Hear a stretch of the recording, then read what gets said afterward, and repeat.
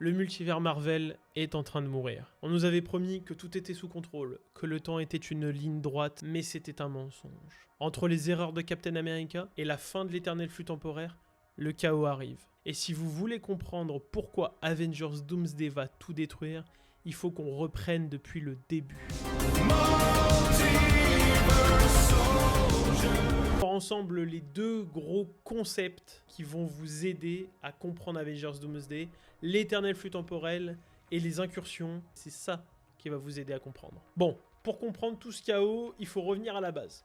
Avengers Endgame, on nous a expliqué que Steve Rogers allait remettre les pierres là où il les avait trouvées pour réparer le temps et couper les branches alternatives qui auraient sans doute été ouvertes avec la prise des pierres, comme l'explique l'ancien à Bruce Banner dans Avengers Endgame.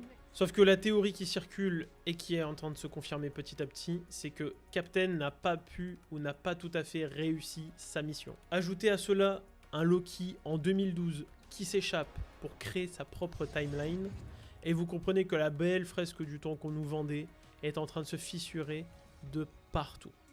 On appelle ça l'éternel flux temporel, qui correspond à la Terre 616, mais aujourd'hui ce flux est devenu un vrai labyrinthe.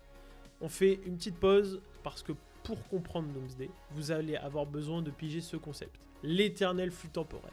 C'est une timeline créée de toutes pièces par celui qui demeure. Celui qui demeure, c'est le variant de Kang que l'on voit à la fin de la série Loki.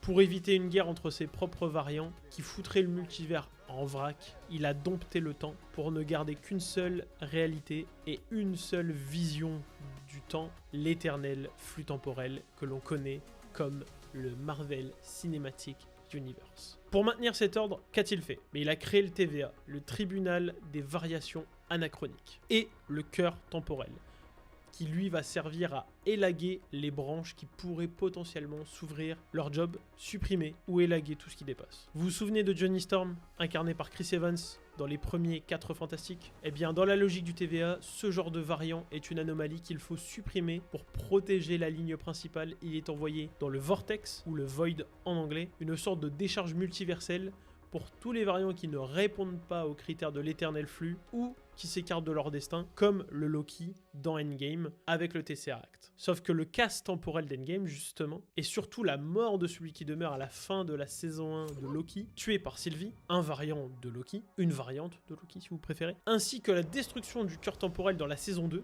provoque l'explosion des branches, la démultiplication des branches, et Loki qui réanime toutes les branches mortes et qui devient le gardien des histoires, le gardien du multivers. Le libre arbitre est revenu, les branches sont ramenées à la vie, celui qui demeure est mort, le gardien du temps est mort, et nous avons un nouveau gardien du temps et gardien du libre arbitre qui est Loki. Le cancer du multivers, les incursions. Ok, l'éternel flux temporel est devenu un arbre géant, ça, je pense qu'on l'a compris. Mais c'est là qu'arrive le plus gros morceau, les incursions. Dans Doctor Strange in the Multiverse of Madness, Strange atterrit sur la Terre 838. C'est là qu'un Reed Richards lui explique le concept des incursions. C'est la collision entre deux univers. Le résultat, soit l'un des deux mondes est détruit, soit les deux disparaissent complètement. Pourquoi cela arrive? Un être n'appartient qu'à son univers et ne doit pas voyager à travers les univers sous peine de condamner l'un voire les deux univers concernés. Richards explique que plus on reste dans un monde qui n'est pas le nôtre, un univers qui n'est pas le nôtre, via les rêves passerelles avec le Darkhold par exemple,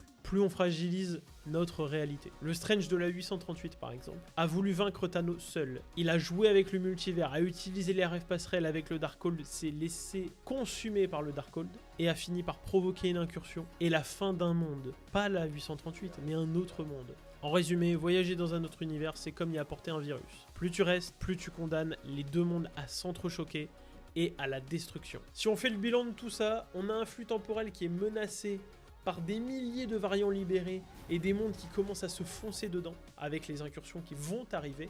On a vu des incursions dans Doctor Strange in the Multiverse of Madness avec le Strange complètement corrompu qu'on voit dedans. Donc on voit à quoi ça ressemble une incursion et ça arrive encore et encore dans le multivers. Ça va arriver à notre 616. Et justement, c'est un sacré morceau à digérer, je le comprends, mais c'est la base absolue pour être prêt pour Avengers Doomsday. Dites-moi en commentaire si ça vous aide à y voir plus clair dans ce bordel du multivers. La saga du multivers n'a pas été la plus simple à comprendre.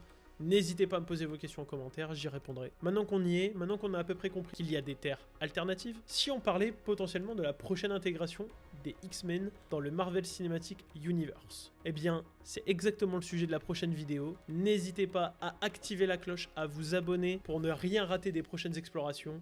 C'était votre soldat du multivers. Peace!